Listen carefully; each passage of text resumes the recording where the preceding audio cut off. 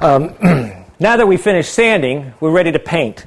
I've chosen a nice yellow because it matches the tile in my garden. Okay? The key with painting is to get some paint on the brush and get it on.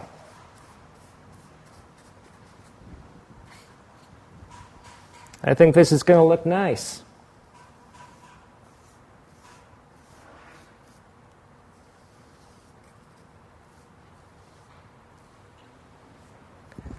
Well, I'm going to finish that. But I hope you liked my demonstration.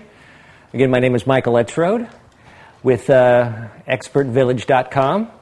And if you have any questions or comments, feel free to call me.